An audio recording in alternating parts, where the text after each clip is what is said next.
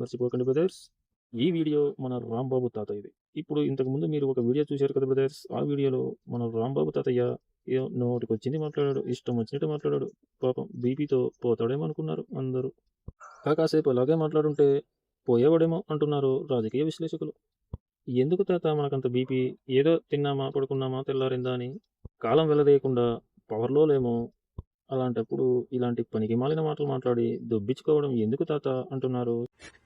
Over action over action over action అంటున్నావేంట్రా? Over action.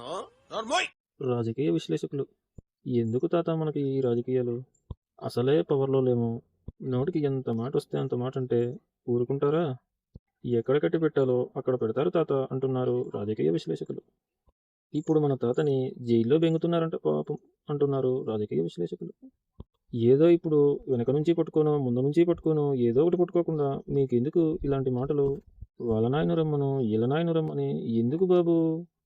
Rambabu తాత ఎందుకు మీకు ఇలాంటి ఎదవ పేలాలు అని వాపోతున్నారు మన రాజకీయ విశ్లేషకులు. రే నేనే బెటర్ రా, కాస్త వెనక ముందు ఆలోచిస్తున్నాను. నువ్వేంట్రా ఏకం గేట్లు ఎత్తేస్తున్నావు? ఏం క్యారెక్టరా బాబు నీది?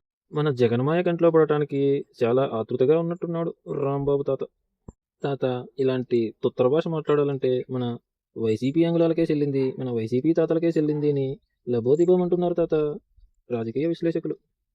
కోడాలి అంగుళం, వంశీ అంగుళం ఇలా చెప్పుకుంటూ పోతే శాతాడంత ఉంది అని వాపోతున్నారు మన రాజకీయ విశ్లేషకులు.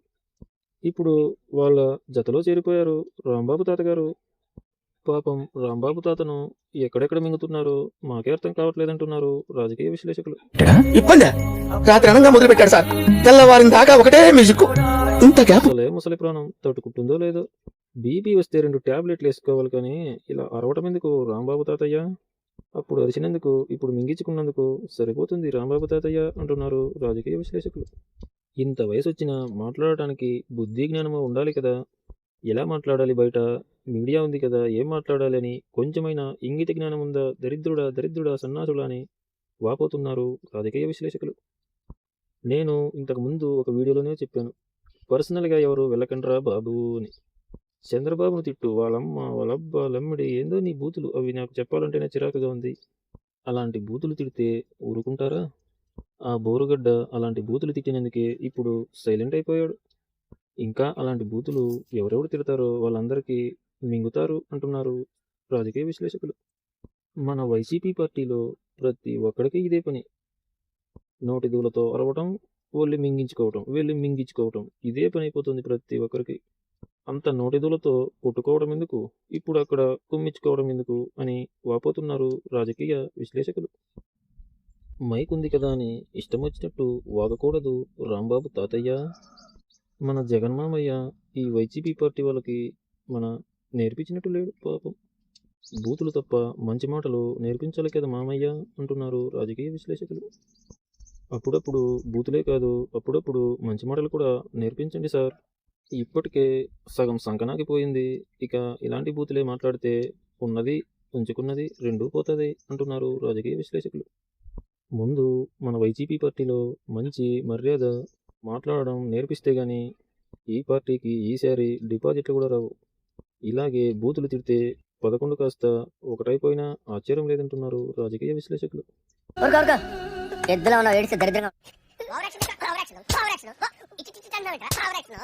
మన వల్లభనేని వంశీ తాతయ్య అయితే మన రాంబాబు తాతకి ఫోన్ చేసినట్టు సమాచారం.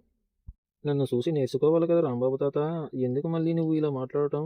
నన్ను చూసి నేర్చుకో తాత, ఇకనైనా అలాంటి మాటలు మింగకు. ఇప్పుడు మింగిన దానికి నిన్ను మింగుతారు తాత అంటున్నాడు వల్లభనేని వంశీ తాత. బూతులు బూతులు బూతులు బూతులు మాట్లాడిన అంగుళాలకు తాతలకు ఎంత దిగిందో అయినా మీరు తెలుసుకోలేకపోతే ఎలా వైసీపీ తాతలు, వైసీపీ అంగుళాలు అని వాపోతున్నారు రాజకీయ విశ్లేషకులు. 11 సీట్లు ఇచ్చినా కూడా మీరు ఇప్పటికీ మారకపోతే మేమేం చేస్తాము? ఇకనైనా కొంచెమైనా బూతులు తగ్గించుకొని మారండ్రా బాబో అని నెత్తి నోరు బాదుకుంటున్నారు సినీ విశ్లేషకులు. లేకపోతే మన పార్టీ పరిస్థితి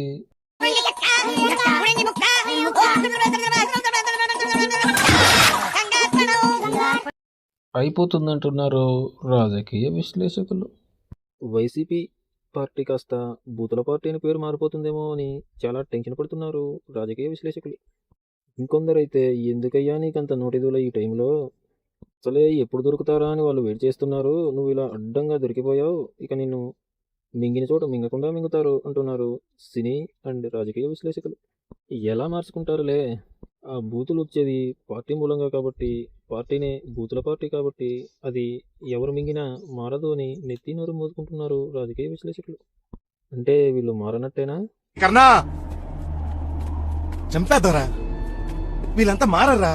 ఓకే బ్రదర్స్, ఈ వీడియో నచ్చితే లైక్, షేర్, సబ్స్క్రైబ్. మరొక వీడియోతో మీ ముందుకు వస్తాను. అంతవరకు మన ఛానల్ని సబ్స్క్రైబ్ చేసుకోవటం మర్చిపోకండి, లైక్ చేయటం మర్చిపోకండి. ఓం నమః శివాయ.